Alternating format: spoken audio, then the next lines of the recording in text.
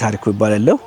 ከጅማ ዩኒቨርሲቲ ግብርናና እንስሳት ሕክምና ኮሌጅ ከተፈጥሮ ሀብት አያያዝ ትምህርት ክፍል መምህር ነኝ።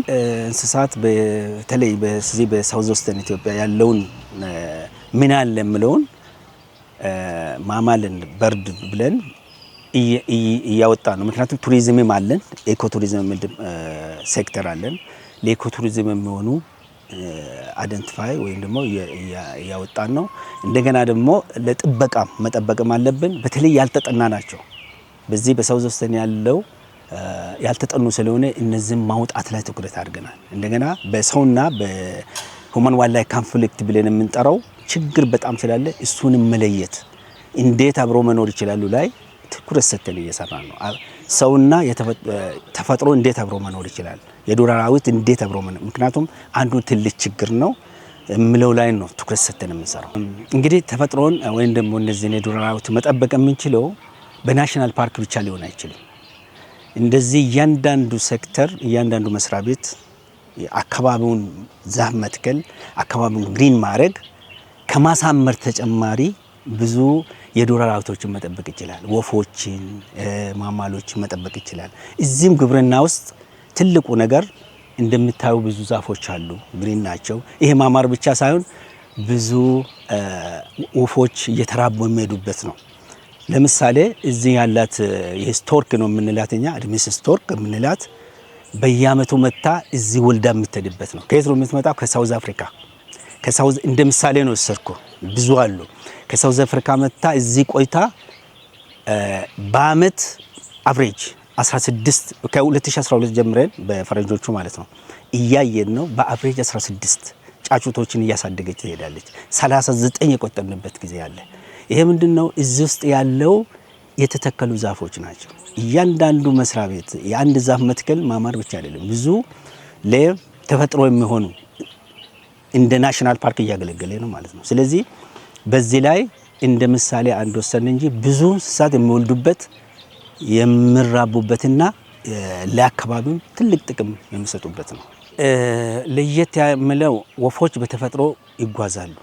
ለሚራቡበት ቦታ አለ፣ የሚኖሩበት ቦታ አለ። በአንዳንድ ወፎች ማይግራቶሪ ወፎች እንላቸዋለን።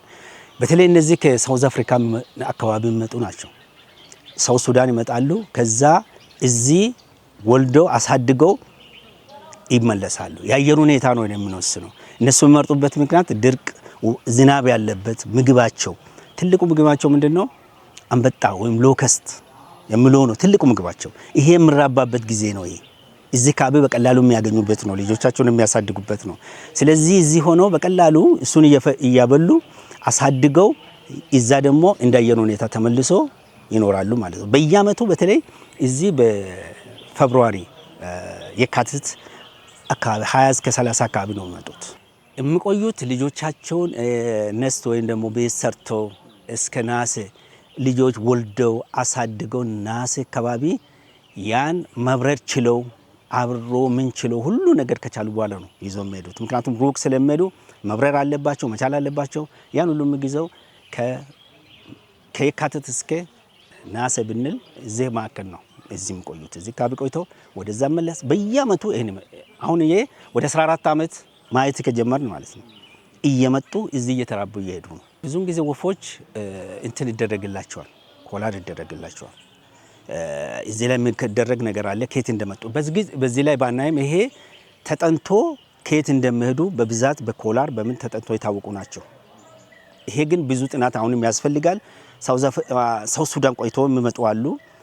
ሳውዝ ሱዳን የሚመጡት ወደ ሚያዚያ ነው የሚመጡት፣ ወደ ሚያዚያ ወይም ወደ ሰኔ አካባቢ ነው ዝም። ይሄ ግን የካቲት መምጣታቸው ቀጥታ ከሳውዝ አፍሪካ እዚህ ነው የሚመጡት እና ይሄ በጥናት ነው ኮላር ነው የሚደረገው። ሪንግ ይደረጋል። ሪንጉ የአፍሪካ የት ነው ከየት አካባቢ ነው መጣው? ኢትዮጵያ ውስጥ እናደርጋለን ሪንግ። ብዙ ወፎች አድርገናል። የኛም የት እንደሚሄዱ ከዛ አይቶ ማወቅ ይችላሉ።